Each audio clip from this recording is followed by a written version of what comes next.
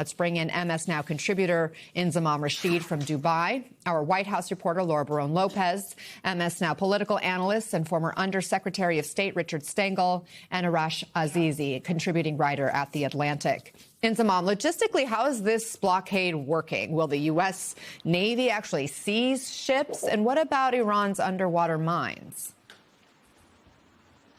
Yeah, the second part is a very interesting question. I'll come on to that shortly, Anna. But how will this blockade actually work? Well, initially, President Trump said that it would be the whole of the Strait of Hormuz that the U.S. Navy vessels would blockade. And then it was just announced by CENTCOM that, in fact, it would be around this activity, naval activity would be around the port area and the coastline of Iran. But then there was also some announcements as well around whether the U.S. Navy vessels could also block ships, international ships that may have paid a toll fee to the Iranians in order to get their vessels through. Don't know how they would figure that out in particular, but that was also a suggestion. So some contradictions as to how much of the Strait of Hormuz will actually be blocked by U.S. Navy vessels. Remember, this is already a waterway that in some cases, in some instances,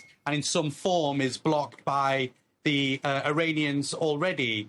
So effectively, it started now. The question is, how does the U.S. physically stop vessels and oil tankers from passing through these waters? It looks as if right now CENTCOM will specifically have said they will specifically target the port areas of Iran. So maybe physically blocking ships going out of the port and into the waterway. But mines are crucial, as you mentioned there, Anna, because if Iran has managed to mine the waterway, and there are suggestions that maybe there's around a dozen in the water right now, well, then, of course, that's incredibly dangerous. And it's very hard for the U.S. to avoid those mines if that's the case. It's hard to identify them and then avoid them. And Iran's got around a stockpile of 2,000 to 6,000 mines as well, various kinds too. So that will be putting U.S. Navy troops at risk if they try and help ships,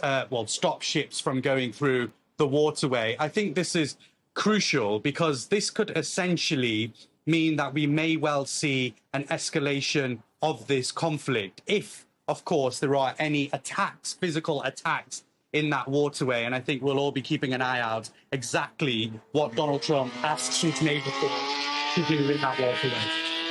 Inzamam Rashid in Dubai for us. Thank you. We know you will be watching closely and reporting back any new development.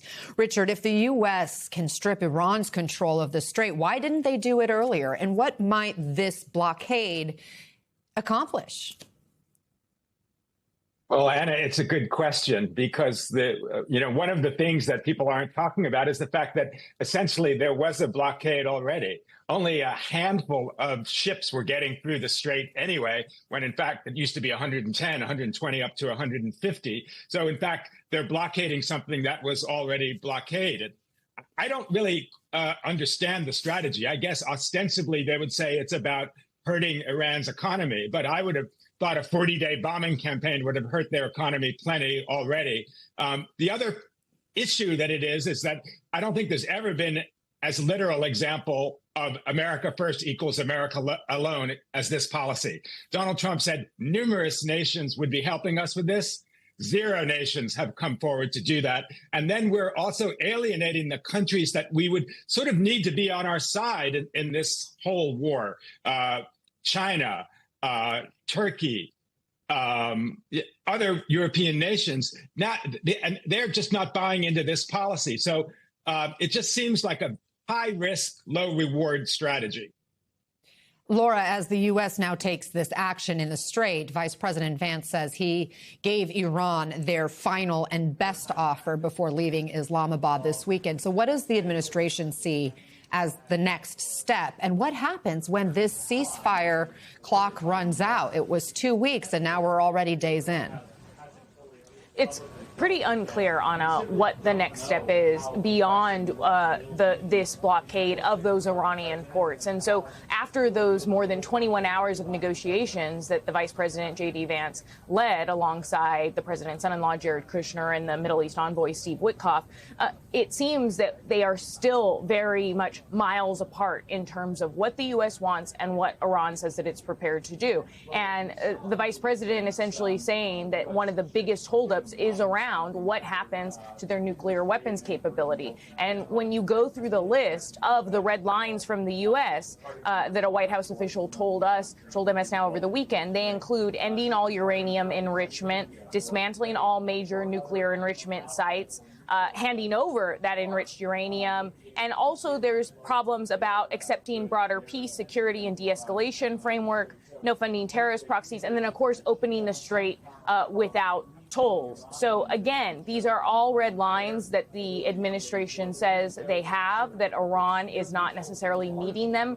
on. And when you look at what happens next, the president just last night was essentially saying, quote, I don't know and I don't care if Iran comes back to the negotiating table. And he also was essentially laying the groundwork and preparing the American public for gas prices to remain high, because he said to Fox News yesterday, Anna, that the gas prices could remain high as a result of this all the way into November, if not beyond.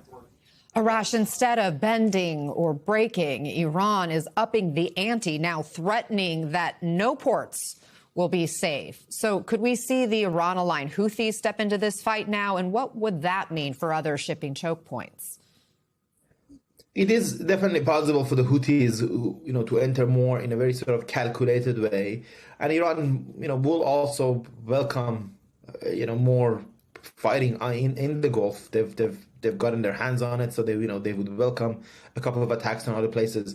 But I don't think the negotiations are as dead as it would seem if we just listen to the way J.D. Vance packed up and left Islamabad, or the way the president talks about not wanting it. Both sides, this is kind of a common negotiating tactic, right? You speak as if you're not really interested. We could also go without it. It's much worse if you don't have no deal is worse for you. But I think actually the demands that you just showed, known to be U.S. demands, they're not quite as maximalist as they might sound. So I think both sides basically have serious ground for negotiating. What you notice here, for example, it says end all uranium enrichment. It doesn't say Iran doesn't have a right to enrichment, which can become a creative way of solving this issue. They can grant Iran's right, but ask it to suspend for now. And all the other ones can have creative formula as well. So I think it's still quite likely, actually, that the ceasefire will continue. And that both sides will go back to the negotiating table. Not initially, again, with big fanfare and doing the negotiations again. I think the next round might be in Europe, might not be led at quite a high level, but by experts. But they are already, Iranians, I know, they're already sending messages to Turkey and Egypt and Pakistan and preparing grounds for the next round. Interesting. That is appreciated, some of your insights. And Richard, China also getting into the mix even more. A U.S. official telling MS Now that China's preparing to send Iran new air defense systems, including shoulder-fired anti-aircraft missiles. Beijing has previously slammed Trump's tariff threats and said it has consistently called for an end to military action. Trump's now threatening 50% tariffs on China if it does provide this military assistance for Iran. How could this change the game? Well, Anna, it's just very dangerous. And this is also coming on the eve of Trump's prospective trip to Beijing. In the larger geopolitical framework, China is saying, look, we're the stable nation. The U.S. is the source of chaos. We're the nation that you should trade with. Don't trade with the United States. And so, I don't even want to raise the specter of a global war between the U.S. and China, but it's just very, very, very dangerous. And the thing is, the irony now is that the Trump administration would probably give its left arm to have the deal that the Obama administration had with Iran. They negotiated 98% of the enriched uranium is gone.